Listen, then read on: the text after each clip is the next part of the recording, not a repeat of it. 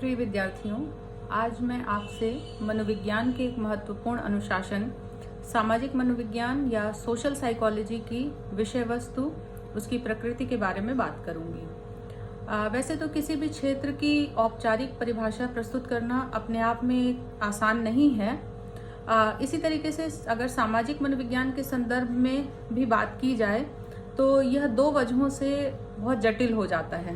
पहली यह कि सामाजिक मनोविज्ञान का क्षेत्र बहुत विस्तृत है और दूसरा कि इस क्षेत्र में बहुत तेजी से परिवर्तन आ रहा है। यानी हमारे समाज मनोविज्ञान की जो मूल विषय वस्तु है वो व्यक्ति अपने सामाजिक दायरे में किस तरह से क्रियाकलाप करता है उसका अध्ययन करना है। और आप समझते हैं कि व्यक्ति का सामाजिक दायरा बहुत सारी चीज़ों से प्रभावित होता रहता है, तो उसमें बहुत तेजी से परिवर्तन आते रहते हैं। इन दो वजहों से सामाजिक मनोविज्ञान को कुछ शब्दों में परिभाषित करना शायद बहुत कठिन काम है। इसलिए बजाय उसके कि हम किसी परिभाषा की तरफ जाएं, हम लोग ये देखने की कोशिश करेंगे कि समाज मनोविज्ञान किन विषयों, उसकी विषय वस्तु क्या है, वो किन चीज़ों पर ध्यान केंद्रित करता है। समाज मनोवैज्ञानिक मुख्यतः अपना ध्यान केंद्रित करते हैं ये देखने में कि लोग जब सामाजिक परिस्थितियों में होते हैं तो वो कैसे और क्यों व्यवहार करते हैं, यानी how and why of the behaviour, क्या सोचते हैं और क्या महसूस करते हैं।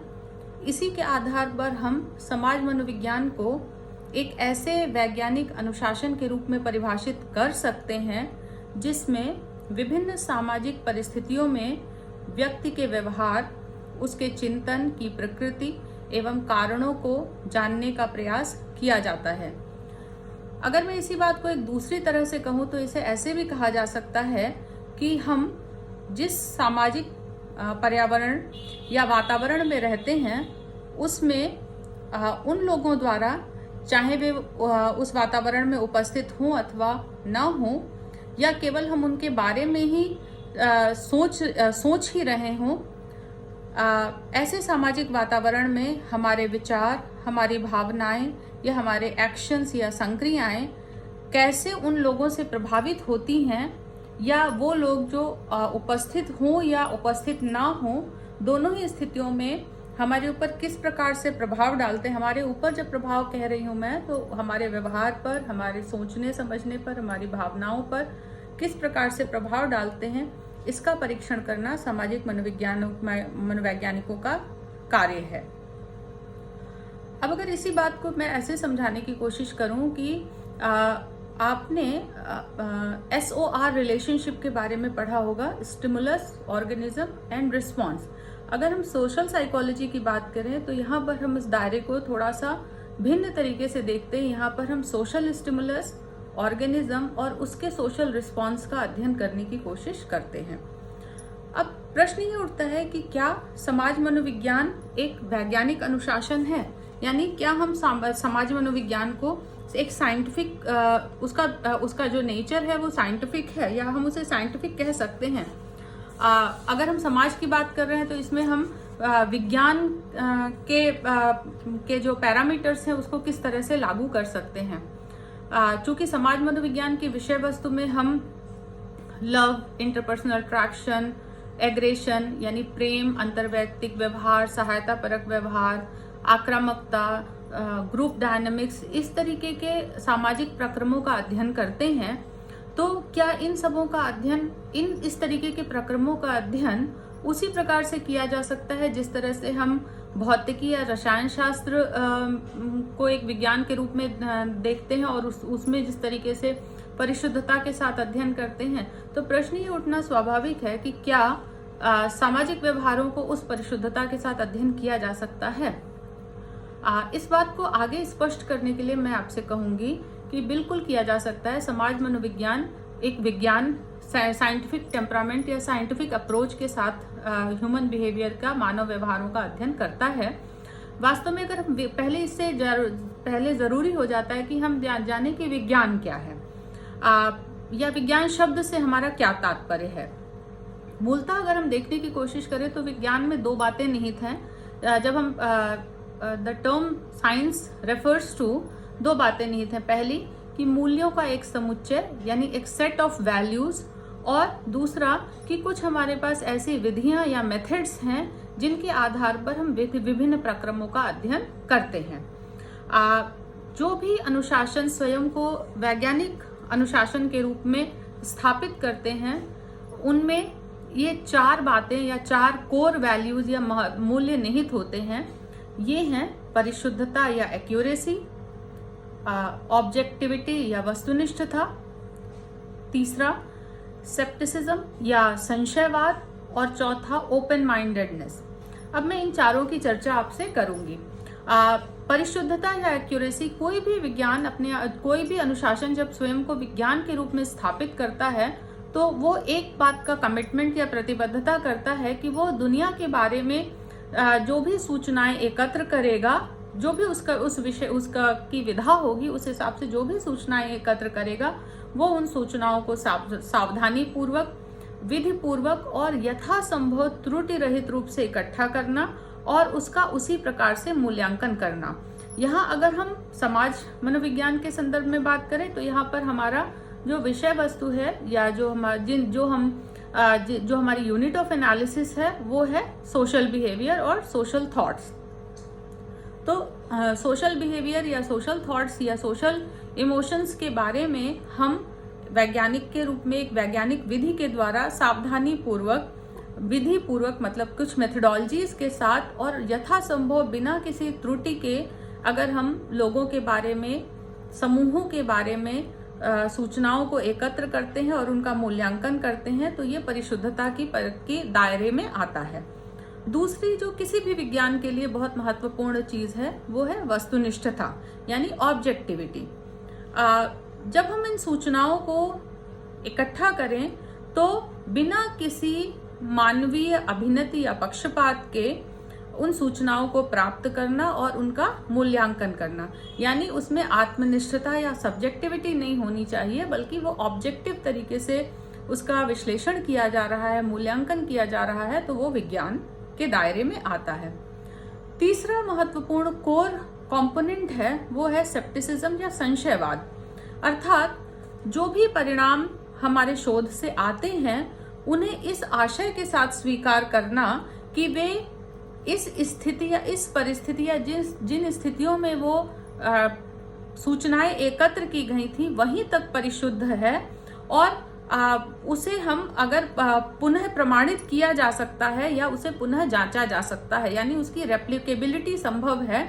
ये संशय हमेशा रखना, इस प्रतिबद्धता के साथ रहना, ये विज्ञान का मूल कंपोनेंट है या उसका मूल उद्देश्य है। चौथी चीज है जिसको हम कहते हैं ओपन माइंडेडनेस यानी खुले मन से होना। यानी यहाँ पर जब हम खुले मन की बात कह रहे हैं तो उसका तात्पर्य है कि हम अपने दृष्टिकोण में, भले ही वो चाहे कितना ही मजबूत दृष्टिकोण क्यों ना हो, कितना ही मजबूत हमारे विचार क्यों ना हो, हम उसे तब बदल लेते हैं जब हमें उसके विरोध में या उसके सापेक्ष बहुत उपस्थित जो प्रमाण है वो साबित कर रहे हो कि हमारे जो विचार थे या हमारा जो दृष्टिकोण था वो अशुद्ध था। यानी एक साइंटिस्ट के रूप में हमें इतना ओपन माइंडेड होना होता है कि अगर हमें हमारे दृष्टिकोण के सापेक्ष कोई मजबूत प्रमाण मिलता है तो हम अपने उस दृष्टिकोण को परिवर्तित कर लें। ये विज्ञान के कोर कंपोनेंट्स हैं।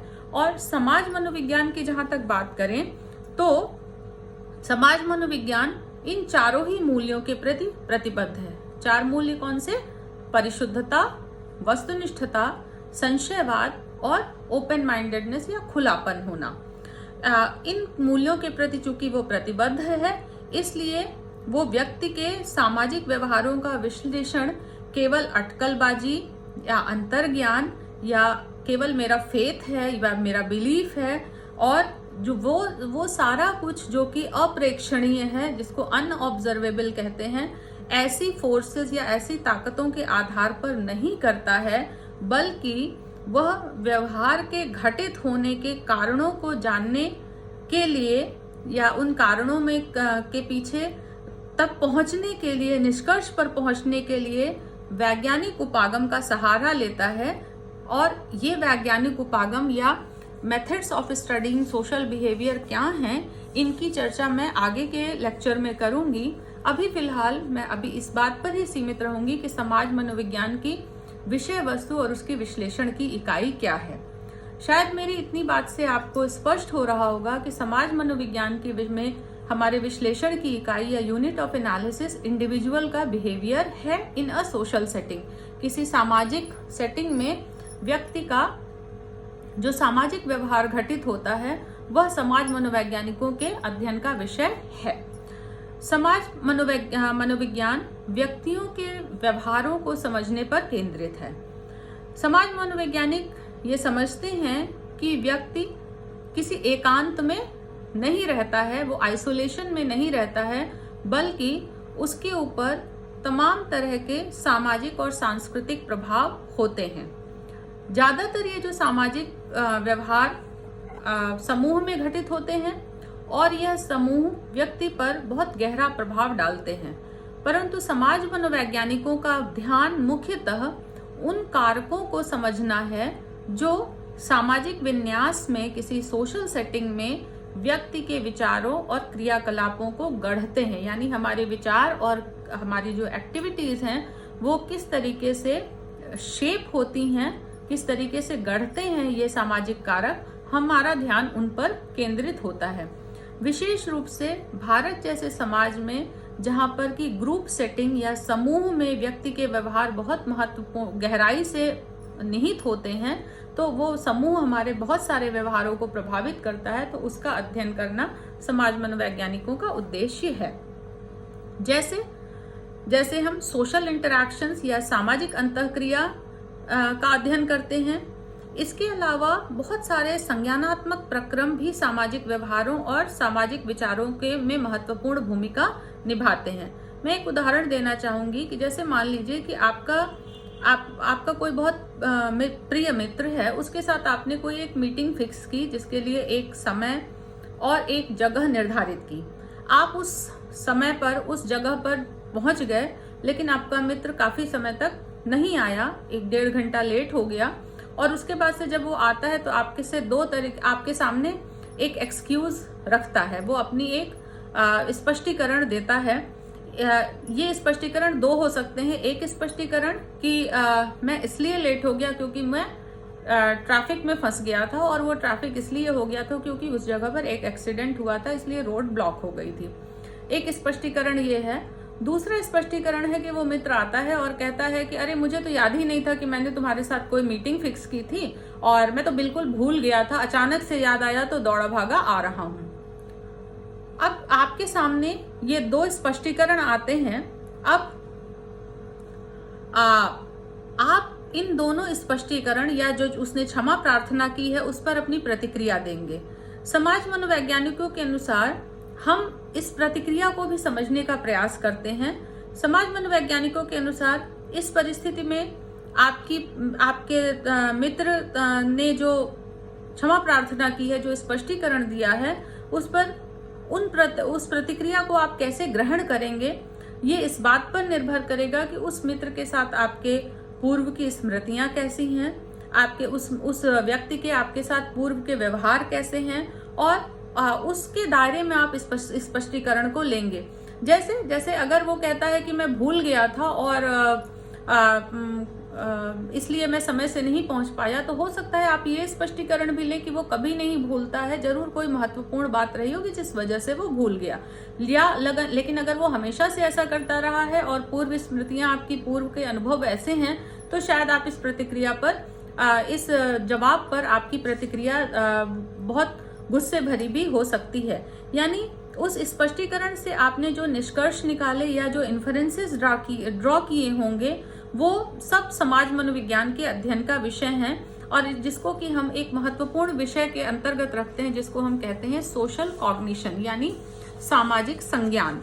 सामाजिक संज्ञान मनुष्य के सामाजिक व्यवहारों को देखने का एक बहुत महत्वपूर्ण हिस्सा है, जो कि समाज मनोविज्ञान के अध्ययन की विषय वस्तु है। इसके अलावा हमारा जो भौतिक वातावरण है, यानी जिस वातावरण में हम रहते हैं, उसमें भी कई तरीके के इकोलॉजिकल चर हैं, जैसे संस्कृति है, नॉर्म्स हैं, मानक हैं, सामाजिक नियम हैं। ये सभी हमारे व्यवहारों को गढ़ते हैं या शेप करते हैं।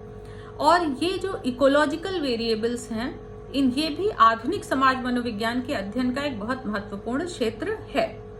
निश्चित रूप से हमारे व्यवहार हमारे इर्द गिर्द के लोगों की विशेषताओं और उनके क्रियाकलापों से गंभीरता से प्रभावित होते हैं। यानी हमारे आसपास में जो लोग हैं, हम उनको वो किस तरीके की एक्टिविटीज कर रहे हैं, वो क्या क्रियाकलाप कर रहे हैं, ये भी हमारे व्यवहारों को उनके प्रति या समाज के एक बड़े दायरे के प्रति करने वाले हमारे व्यक्तिगत व्यवहारों को शेप करता है। और जैसा कि आप जानते हैं कि कोई भी व्यवहार किसी कल्चरल वैक्यूम में घटित नहीं होता है, यानी सांस्कृतिक निर्वात में नहीं घटित होता है। यहाँ तक कि अगर हम कहें कि हमारा जो कपड़े पहनने का व्यवहार है, दूसरों से मिलने का व्यवहार है, यानी हम जब किसी से मिलते हैं तो उसको वेलकम करते हैं या ग्रीट करते हैं, ये जितने भी तरीके के व्यवहार हैं, ये सभी और ऐसे ही बहुत सारे व्यवहार हैं जो कि कल्चरल नॉर्म्स या सांस्कृतिक मानकों से निर्धारित होते हैं। जैसे उदाहरण के लिए 70 के दशक में जिस तरीके से ड्रेसिंग होती थी, या 19वीं शताब्दी की शुरुआत में या 18वीं शताब्दी की शुरुआत में जो पहनावा था, वो धीरे धीरे करके वो पहनावा आज 21वीं शताब्दी के 2 दशक बीत रहे हैं, वो पहनावे में अंतर आया है। और अगर आप 18वीं शताब्दी का कोई पहनावा आज पहनते हैं तो ये आज के सांस्कृतिक जो बदलाव हैं, उन बदलावों में शायद फिट नहीं होता है। तो हमारा व्यवहार भी बहुत सारा जो सांस्कृतिक परिवर्तन भी होते हैं उनसे भी प्रभावित होता है। विशेष रूप से हमारे जो मैरिटल रिलेशनशिप हैं, हमारे जो वैवाहिक संबंध हैं, हमारे रिलेशन बच्चों के साथ, स्पाउस के साथ, पति और पत्नी के बीच के संबंध या फैमिली रिलेशंस, ये सब बहुत ज्यादा कल्चर से प्रभावित होते हैं। हम जिस कल्चरल समूह का हिस्सा होते हैं वो हमारे इस प्रकार के रिलेशनशिप को, इस प्रकार के वहां उस रिलेशनशिप में किए जाने वाले व्यवहारों को गढ़ता है, शेप करता है और प्रभावित करता है। और समाज मनोवैज्ञानिक अब इन कल्चरल वेरिएबल्स पे भी बहुत ज्यादा ध्यान दे रहे हैं, उनको भी अध्ययन करने की कोशिश कर रहे हैं।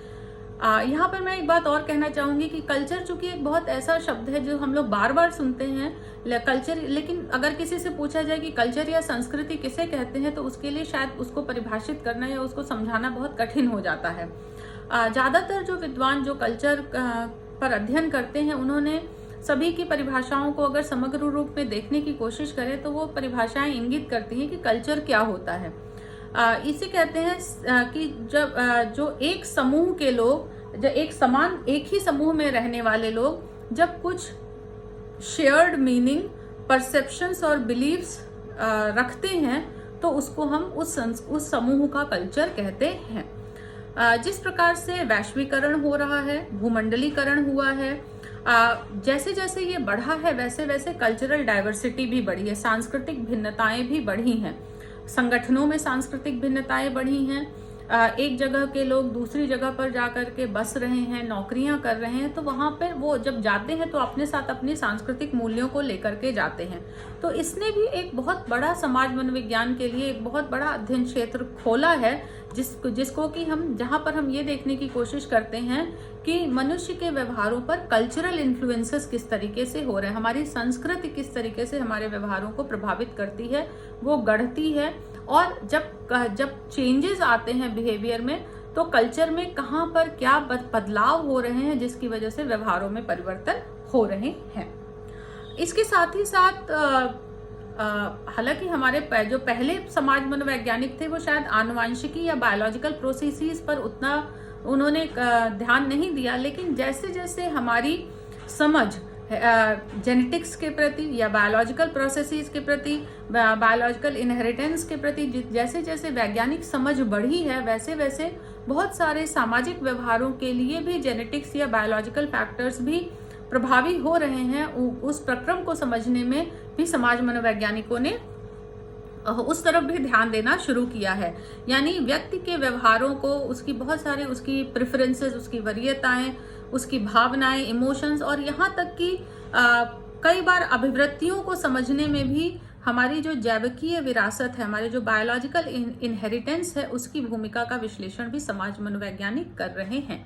तो इस तरीके से अगर हम देखने की कोशिश करें तो समाज मनोविज्ञान का दायरा बहुत विस्तृत है और समाज मनोविज्ञान की विषय वस्तु जो है वो बहुत ज्यादा है। और यहाँ पर हम लोग ये से देखने की कोशिश करते हैं कि मनुष्य या ह्यूमन बीइंग एक इंडिविजुअल अपने सोशल सामाजिक दायरे में किस तरीके से वो क्रियाकलाप करता है और वो सामाजिक दायरा उसको किस तरीके से प्रभावित करता है, इन कारकों का विश्लेषण करना समाज मनोविज्ञान का उद्देश्य है।